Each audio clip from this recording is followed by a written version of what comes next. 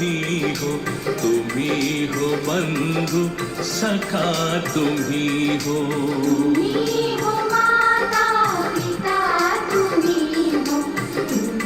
हो बंधु सखा, तुम्ही हो। तुम्ही हो माता पिता, तुम्ही हो बंधु सखा तुम्ही हो। तुम्ही हो माता पिता, तुम्ही हो बंधु सखा, तुम्ही हो।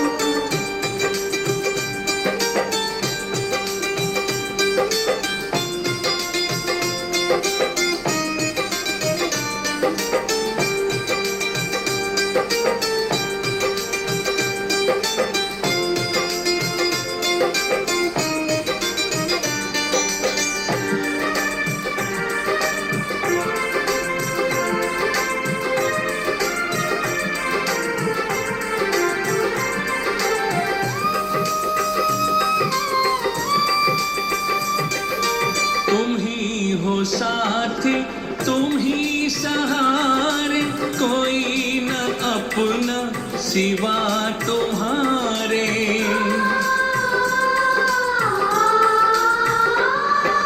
तुम ही हो साथी, तुम ही सहारे, कोई न अपना सिवा तुम्हारे।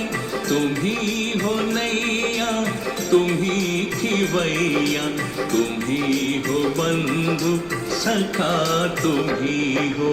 तुम्ही हो माता पिता, तुम्ही हो बंधु सखा, तुम्ही हो।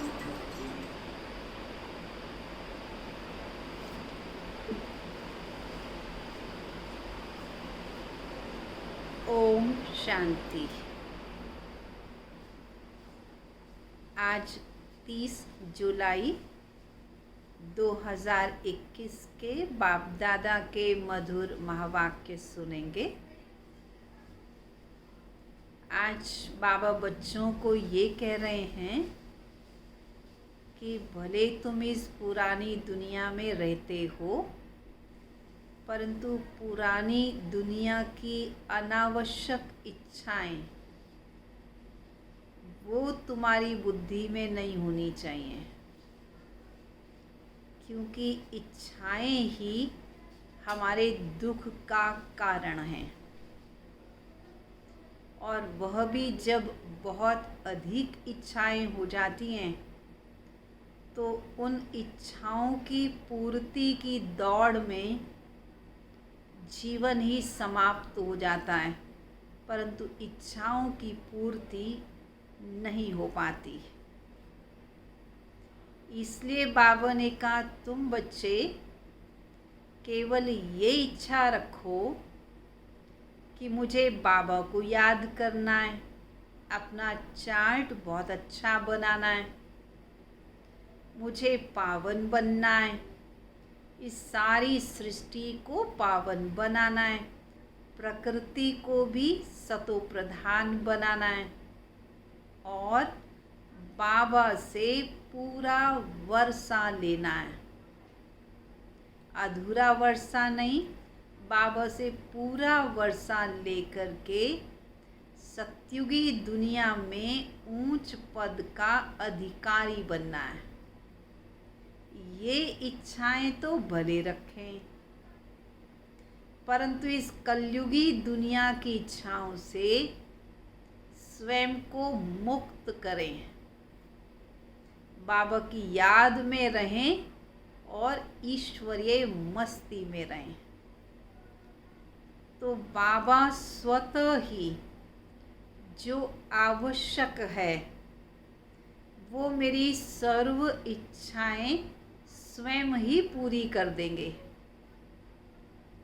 बाबा कहते, इस समय मैं तुम बच्चों को सत्युगी दुनिया के लिए भी वरदान दे देता हूँ। तुम्हें कहता हूँ, पुत्रवान भव, धनवान भव, आयुष्वान भव, धन धान्य से संपन्न भव। ये सारे वरदान संगम युग पर बाप भविष्य के लिए दे देते हैं। तो हम बाबा की सर्व आशाओं को पूर्ण करने में लग जाएं, तो बाबा हमारी आवश्यक सभी आशाओं को पूर्ण कर देंगे और अनावश्यक इच्छाएं बाबा कहते तुम उनको छोड़ दो, उससे अपने आप को फ्री कर लो। तो मीठे बच्चे, इस पुरानी दुनिया में जिस प्रकार की आशाएं मनुष्य रखते हैं वह आशाएं तुम्हें नहीं रखनी। दुनिया की तुलना नहीं करनी वो क्या कर रहे हैं, तुम्हें वो इच्छाएं रखनी ही नहीं हैं जो दुनिया की इच्छाएं हैं, क्योंकि ये दुनिया तो विनाश होनी है। प्रश्न है, संगम युग पर कौन सी आश रखो तो सब आशाएं सदा के लिए पूरी हो जाएंगी? हमें पावन बन बाप को याद कर उनसे पूरा वर्षा लेना है। सिर्फ यही आश हो। इसी आश से सदा काल के लिए सब आशाएं पूरी हो जाएंगी। आयुष्मान भव, पुत्रवान भव, धनवान भव आदि आदि सब वरदान मिल जाएंगे। सतयुग में सब कामनाएं पूरी हो जाएंगी।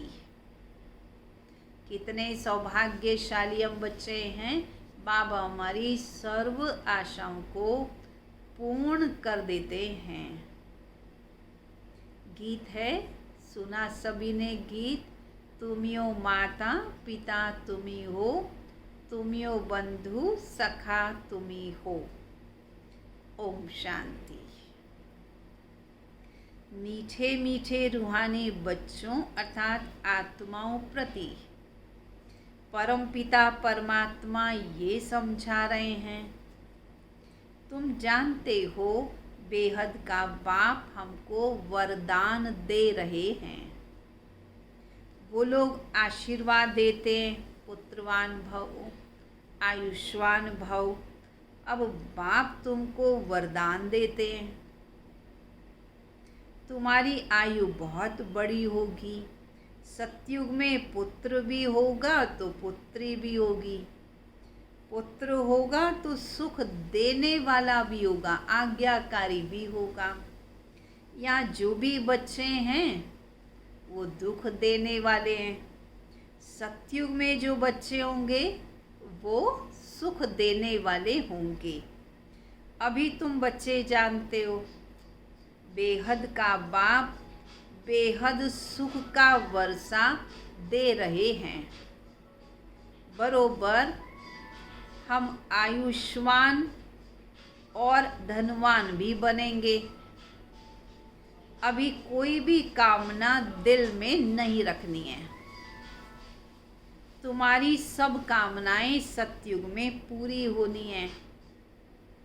इस नरक में कोई भी कामना नहीं रखनी है।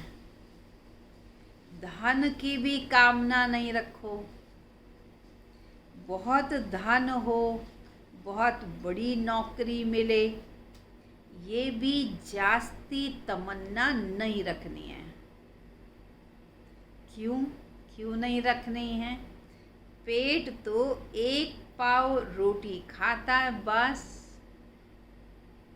जास्ती लोभ नहीं रहना चाहिए।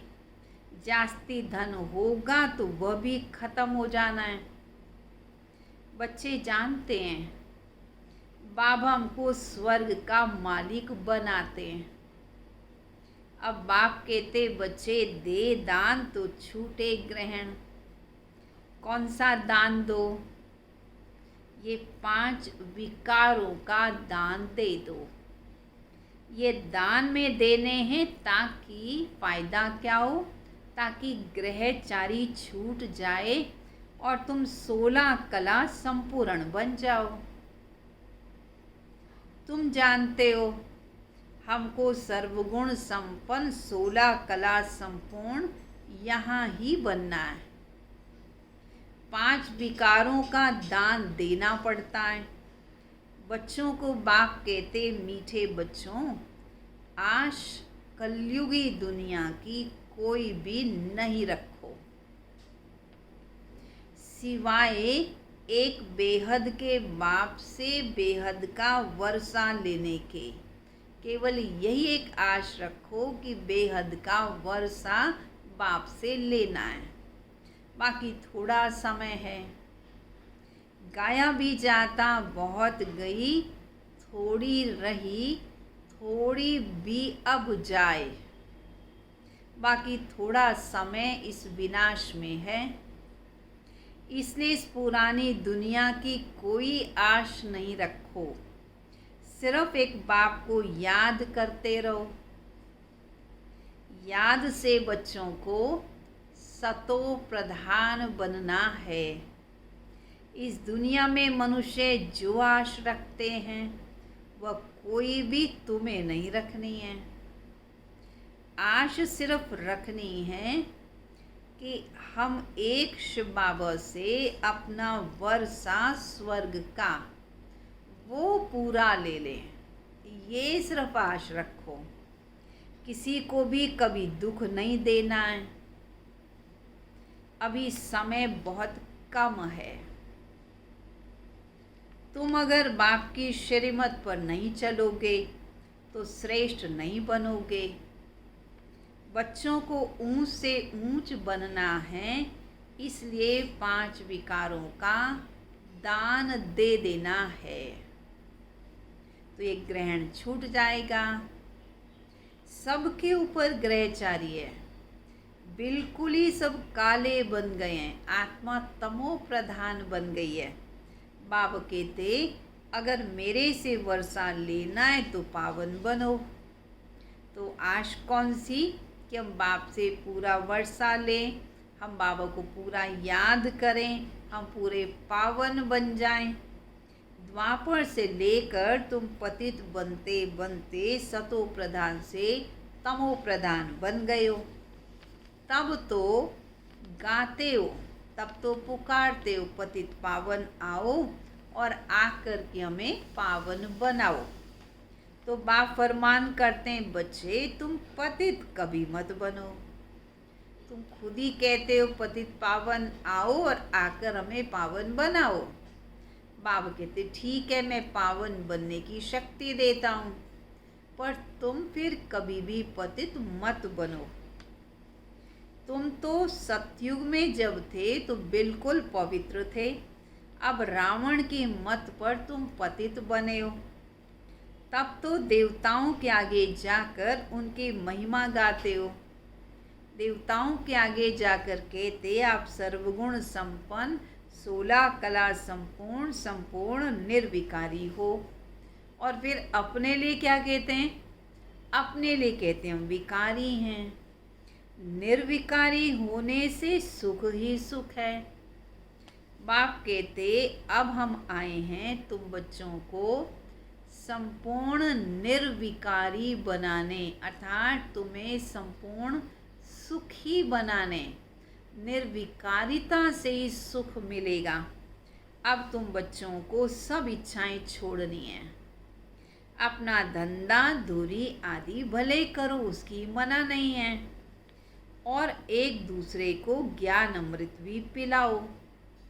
गाया भी जाता, अमृत छोड़ विष काहे को खाए। जब बाबा अमृत दे रहे हैं तो बुद्धि विष की तरफ क्यों ले जा रहे हो? बाप कहते, कोई भी कलयुगी कामना नहीं रखो।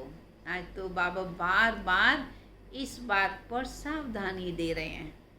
हम याद की यात्रा से पूरे सतो प्रधान बन जाएंगे। 63 जन्म जो पाप किए वो याद से ही तो खत्म होंगे। अब निर्विकारी बनना है। भले माया के तूफान कितने भी आए, परंतु पतित नहीं बनना है।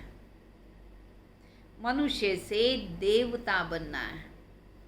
तुम ही सतो प्रधान पूज्य देवता थे। फिर तुम ही पूज्य से पुजारी बनते हो। हम निरोगी थे, फिर रोगी बन गए, और अब फिर क्या कर रहे हैं? बाबा की याद से निरोगी बन रहे हैं। जब निरोगी थे तो बड़ी आयु थी, अब तो देखो बैठे बैठे ही मनुष्य मर जाते हैं। तो तुम्हें कलयुगी दुनिया की कोई भी आश नहीं रखनी, क्योंकि कलयुग का विनाश तो कभी भी हो सकता है। फिर आश पूरी नहीं होगी तो मरने समय भी वही आश, वो इच्छा बुद्धि के अंदर आएगी, तो अंत मते सुगति भी नहीं होगी। ये सब छी आशाएं हैं। कांटे से फूल बनने के लिए एक ही फर्स्ट क्लास आश। बाप कहते मुझे याद करो तो तुम पुण्य आत्मा बन जाओगे। इस समय सबके ऊपर राहु का ग्रहण है, सारे भारत पर राहु का ग्रहण है। फिर चेंज करके चाहते क्या है? बृहस्पति की दशा। तुम जानते हो अब हमारे ऊपर जो बाबा के बच्चे बन गए, बाबा कहते तुम तो जानते हो हमारे ऊपर बृहस्पति की दशा बैठी है। भारत स्वर्ग था, सतयुग में तुम्हारे ऊपर बृहस्पति की दशा थी। इस समय है राहु की दशा। अब फिर बेहद के बाप से बृहस्पति की दशा मिलती है। बृहस्पति की दशा में 21 जन्मों का सुख रहता है। त्रेता में है कौन सी दशा? संगम युग पर सतयुग में बृहस्पति की दशा, त्रेता युग में शुक्र की दशा, द्वापर युग में मंगल की दशा, और कलयुग में पहले शनि की दशा, और अंत में कलयुग के अंत में राहु का ग्रहण। तो बाबा कहते जो बहुत बाबा को याद करेंगे तो फिर उन पर बृहस्पति की दशा होगी। ये भी समझा दिया है। अब सबको वापस घर जाना है, इसलिए बाप को याद करते रहो तो विकर्म विनाश हो और तुम उड़ने लायक बन जाओ। याद करेंगे, बोझ खत्म होंगे तो उड़ने लायक बनेंगे, हल्के होंगे तो उड़ेंगे। माया ने तुम्हारे पंख काट दिए हैं और अब तुमको मिलती है ईश्वरीय मत, जिससे तुम सदा के लिए सुखी बन जाते हो। ईश्वरीय मत पर तुम स्वर्ग के मालिक बनते हो, विश्व की बादशाही लेते हो। ईश्वरीय मत मिलती है। कौन सी है ईश्वरीय मत? क्या कहती है कि बाप को याद करो तो अंत मते सो गति हो जाएगी। याद से विकर्म विनाश हो जाएंगे, पवित्र बन जाएंगे। पवित्र आत्मा ही स्वर्ग के लायक बनेगी। वहाँ तुम्हारा शरीर भी निरोगी होगा, आयु भी बड़ी होगी, धन भी अथाह होगा। वहाँ कभी धर्म का बच्चा बनाने की जरूरत नहीं पड़ेगी। बाप कहते हैं बच्चे, क्या कह रहे हैं बाबा? वरदान दे रहे हैं, आयुष्मान भव, संपत्तिवान भव। पुत्र भी एक तो जरूर होगा। इस समय बाप सभी को धर्म का बच्चा बनाते हैं, तो फिर सतयुग में कोई धर्म का बच्चा होता ही नहीं। एक बच्चा एक बच्ची योग बल से। कई पूछते हैं वहाँ बच्चे कैसे पैदा होंगे? अरे भाई वहाँ तो है ही योग बल। ड्रामा में नोंद है, ड्रामा में पार्ट है। सिस्टम ही सतयुग का यही है। सतयुग में सब योगी हैं। कृष्ण को योगेश्वर कहा जाता है। ऐसे नहीं कृष्ण कोई योग लगाते हैं सतयुग में, वो तो पूरा पवित्र योगी है। ईश्वर ने सबको योगेश्वर बनाया तो भविष्य में योगी रहते हैं। जो संगम युग पर कमाई जमा की, भविष्य में बैठकर आराम से खाते हैं। बाप ने योगी बनाया। योगियों की आयु तो बड़ी रहती है, भोगी की आयु छोटी होती है। आप देखते हैं योगी आत्मा क्योंकि बाबा से योग लगाती है तो उसके श्वासों में ठंडक आ जाती है, इसलिए श्वासों की गति भी धीमी हो जाती है। और जब कोई व्यक्ति गलत कर्म करता है तो उसके श्वासों की गति बहुत तेज हो जाती है, तीव्र हो जाती है। और कहा जाता है गिनती के श्वास मिले हुए हैं। अब तेजी से गलत कर्म करते हुए श्वास गए, आयु कम हो गई। श्वास तो गिनती के थे, वो पूरे हो गए। और योगी के श्वासों की गति धीमी है क्योंकि वो श्रेष्ठ कर्म करते हैं, परमात्मा को याद करते हैं, तो इसलिए उनकी आयु बड़ी हो जाती है। तो बाबा कहते ईश्वर ने बच्चों को पवित्र बनाए, योग सिखाकर देवता बनाया। इनको कहा जाता है योगी। योगी अथवा ऋषि पवित्र होते हैं। तुमको समझाया है तुम हो राज ऋषि, राजयोग सीख रहे हो राजाई पद पाने के लिए। इस समय बाप को याद करना है। इस समय कोई भी उल्टी इच्छाएं नहीं होनी चाहिए। बाबा कहते देह अभिमानी तुम्हें नहीं बनना है।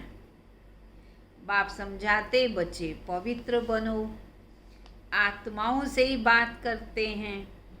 बाबा कहते पवित्र बनोगे तो तुम्हारे सब दुख दूर हो जाएंगे, तुमको स्वर्ग का मालिक बना देंगे।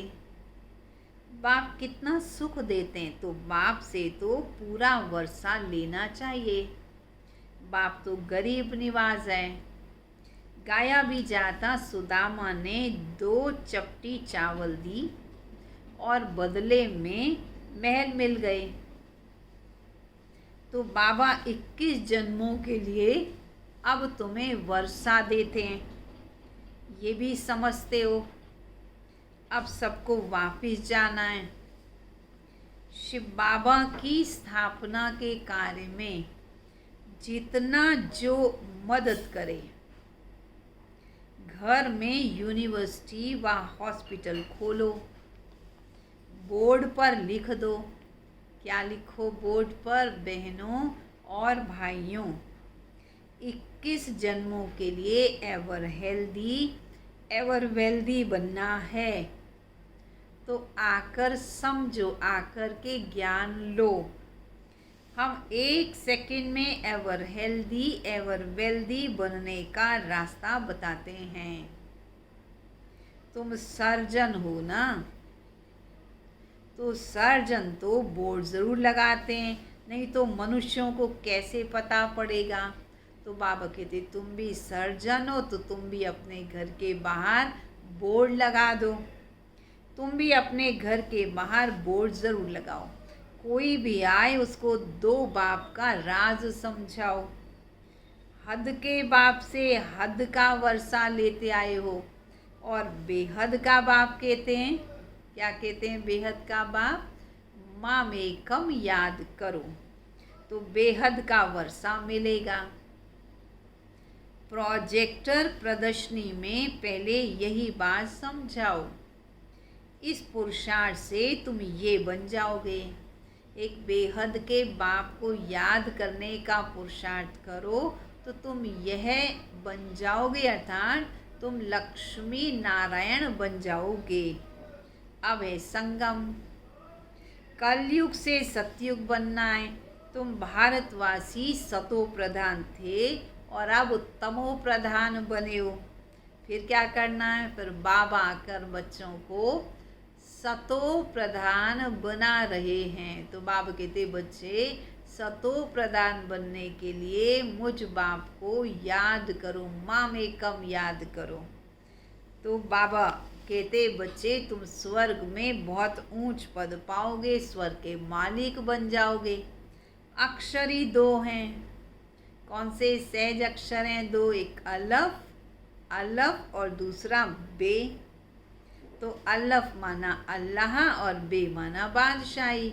तो अल्लाह को याद करेंगे, शिव बाबा को याद करेंगे तो बादशाही मिलेगी। इस याद से खुशी में रहेंगे। पर क्या, किस बात पे आज अंडरलाइन है? पर इस कलयुगी दुनिया की कोई भी छी इच्छाएं तुम्हारे में नहीं होनी चाहिए। यहाँ तुम पुरुषार्थ करते हो जीते जी मरने का, और जब मर गए फिर तो कोई इच्छाएं रहती नहीं। वह तो मरने के बाद कहते हैं फलाना स्वर्गवासी हुआ। तुम सबको कहते हो कि हम स्वर्गवासी बनने के लिए बाप को याद करते हैं, उससे बेहद का सुख मिलता है। बाप को याद करने से तुम कभी रोगे नहीं, पीटोगे नहीं, दुखी नहीं होंगे। तूफान भले माया के आते हैं, उसकी परवाह मत करो, उसका ख्याल मत करो। माया के तूफान तो आएंगे, माया अपना काम तो करेगी। यह है युद्ध। संकल्प विकल्प आते हैं तो मुफ्त में टाइम जाता है। तूफान तो पास हो जाएगा, सदैव थोड़ी रहेगा। तूफान आया है तो चला जाएगा, दुख की घड़ी आई है तो चली जाएगी, हिसाब किताब आया है तो ख़त्म हो जाएगा। तुमको तो बाप को याद करते रहना है। सवेरे उठकर बाप को याद करना है, बाप से वर्षा लेना है। ये धुन अंदर लगी रहे। बाप और कोई तकलीफ नहीं देते हैं, सिर्फ बाप को याद करना है और सबको भूल जाओ। ये सब तो मरे पड़े हैं, आपस में यही बातें करते रहो। बाबा अब तो हम सिर्फ आपको ही याद करेंगे। ये सब तो मरे हैं तो हमें तो बुद्धि बाबा में ही लगानी है। बाबा आपसे स्वर्ग का वर्षा हम ज़रूर लेंगे। टाइम रख दो, हम 3-4 बजे उठकर बाप को याद करेंगे। चक्र को भी याद रखना है, बाबा को भी याद रखना है। बाप ने हमें रचिता और रचना की नॉलेज दी है। हम इस मनुष्य सृष्टि झाड़ को जानते हैं। हम 21 जन्म कैसे लेते हैं ये भी हमारी बुद्धि में है। अभी फिर हम जाते हैं स्वर्ग में, फिर से आकर पाठ बजाएंगे। हम आत्मा हैं, आत्मा को ही राज्य मिलता है। तो बाप को याद करने से वर्षे के हकदार बन जाएंगे। ये राजयोग है।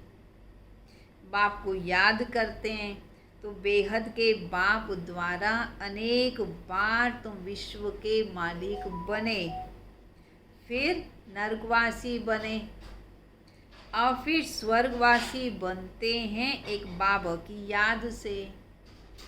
बाबा की याद से ही पाप भस्म होंगे, इसलिए इसको योग अग्नि कहा जाता है।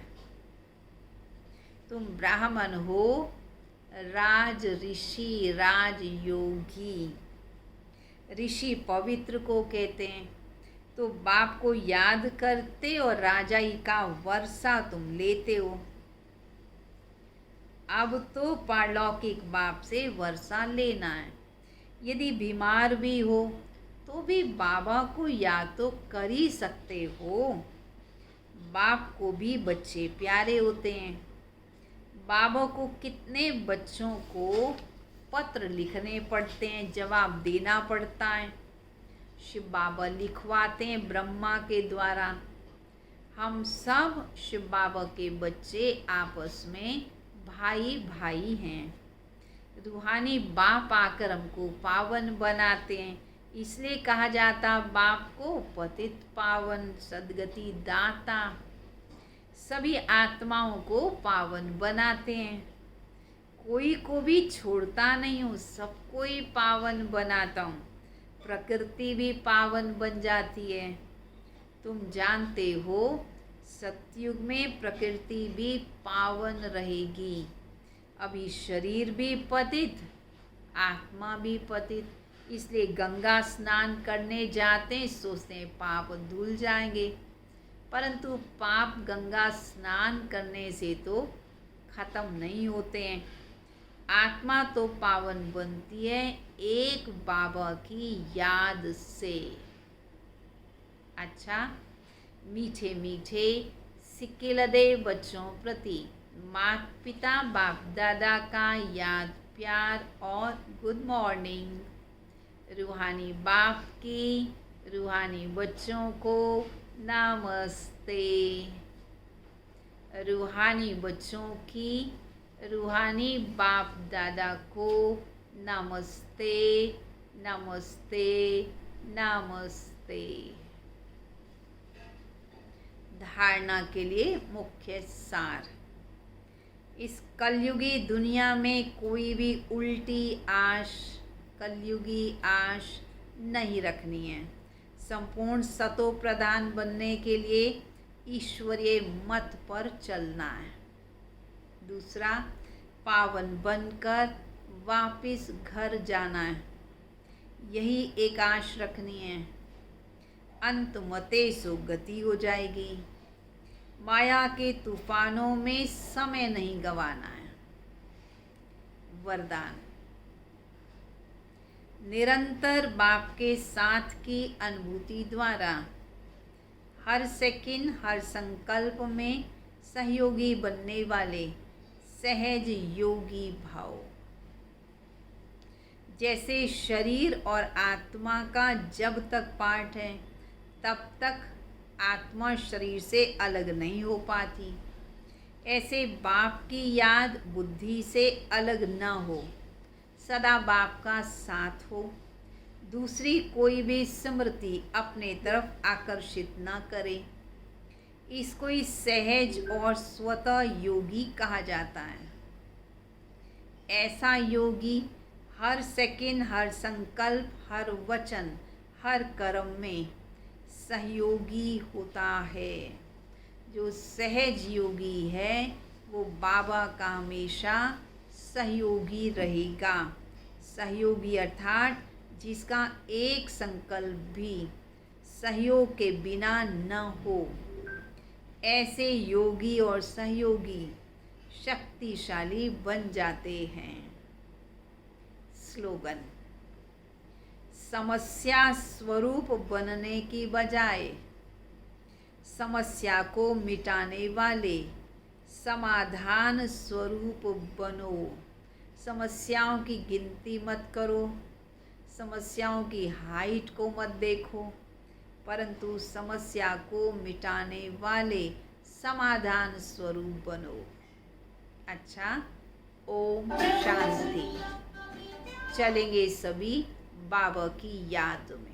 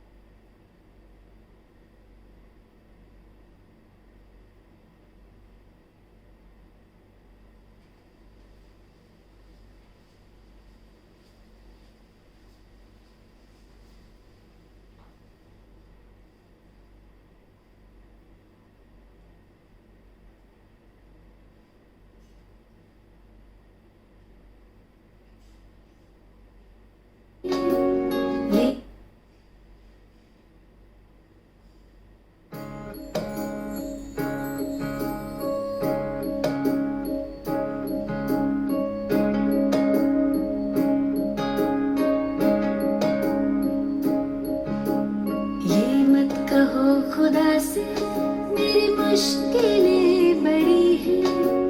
ये मत कहो खुदा से मेरी मुश्किलें बड़ी हैं। ये मुश्किलों से कह दो मेरा खुदा बड़ा है। आती है आंधियाँ तो कर उनका खैर मकदम, आती है आंधियाँ तो कर उनका खैर मकदम। तूफान से ही तो लड़ने खुदा ने तुझे गढ़ा है। ये मत कहो खुदा से मेरी मुश्किलें